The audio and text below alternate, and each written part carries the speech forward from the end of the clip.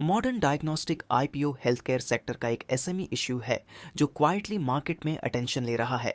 Issue size छोटा है, sector strong माना जाता है, लेकिन सवाल यह है, क्या ये आईपीओ लिस्टिंग के दिन पैसा बनाएगा या फिर रिटेल इन्वेस्टर यहाँ भी फंस सकता है। आज के वीडियो में हम इसका एक सिंपल और ऑनेस्ट रिव्यू करेंगे। इंट्रो। हेलो दोस्तों, मैं हूं जैमल और आज के इस वीडियो में हम बात करेंगे मॉडर्न डायग्नोस्टिक आईपीओ के कंप्लीट एनालिसिस की। इस वीडियो में कंपनी का business sector, outlook, strengths, risks और फाइनली अप्लाई या अवॉइड सब कुछ क्लियरली डिस्कस करेंगे। चलिए शुरू करते हैं। Company overview. मॉडर्न डायग्नोस्टिक एक हेल्थ केयर डायग्नोस्टिक्स कंपनी है।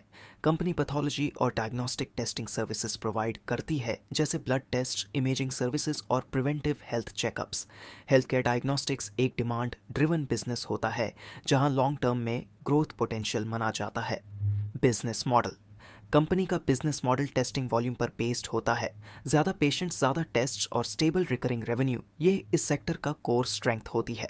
Modern diagnostic individual patients, hospitals और क्लिनिक्स को सर्विसेज देता है। मार्जिन स्टेबल होते हैं, लेकिन कंपटीशन भी काफ़ी स्ट्रांग है। Sector outlook. इंडिया का हेल्थ केयर और diagnostic sector long term growth phase में माना जाता है। लाइफस्टाइल डिजीजेस, प्रिवेंटिव टेस्टिंग और हेल्थ अवेयरनेस बढ़ने की वजह से डायग्नोस्टिक कंपनीज को स्टेडी डिमांड मिलती है। गवर्नमेंट हेल्थ केयर स्पेंडिंग और प्राइवेट हेल्थ केयर एक्सपेंशन इस सेक्टर के लिए पॉजिटिव फैक्टर है। स्ट्रेंथ्स। इस आईपीओ की कुछ पॉजिटिव्स देखते हैं। हेल्थ केयर सेक्टर डिफेंसिव माना जाता है। डायग्नोस्टिक्स में रिपीट कस्टमर्स आते हैं। कैश बेस्ड बिजनेस होने की वजह से कैश फ्लो बेटर होता है। एसएमई साइज होने की वजह से लिस्टिंग डे मूवमेंट पॉसिबल है। इशू साइज रिलेटिवली मैनेजेबल है। Risk factors. अब रिस्क्स की बात करना ज़रूरी है। डायग्नोस्टिक्स सेक्टर में कंपटीशन काफ़ी ज़्यादा है। एसएमई आईपीओ होने की वजह से लिक्विडिटी लिमिटेड होती है। ऑपरेटर ड्रिवन वॉलेटिलिटी का रिस्क रहता है। लॉन्ग टर्म में एक्सपेंशन के लिए कैपिटल की ज़रूरत पड़ सकती है। लिस्टिंग के बाद प्रॉफिट बुकिंग का प्रेशर आ सकता है। IPO details. IPO price band 85 rupees से 90 रुपीज़ पर शेयर है। लॉट साइज 1600 शेयर्स का है। मिनिमम इन्वेस्टमेंट अप्रॉक्सीमेटली 2,97,000 रुपए के आसपास बनता है। आईपीओ ओपन हुआ है 31 दिसंबर 2025 को। आईपीओ क्लोज होगा 2 जनवरी 2026 को।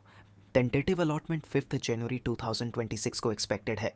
टेंटेटिव लिस्टिंग 7 जनवरी 2026 को हो सकती है। Listing gain expectation. अगर आईपीओ में रिटेल और एचएनआई सब्सक्रिप्शन स्ट्रांग रहा तो लिस्टिंग डे पर moderate to decent listing gain possible है, लेकिन अगर सब्सक्रिप्शन एवरेज रहा तो फ्लैट या लिमिटेड अपसाइड भी देखने को मिल सकता है।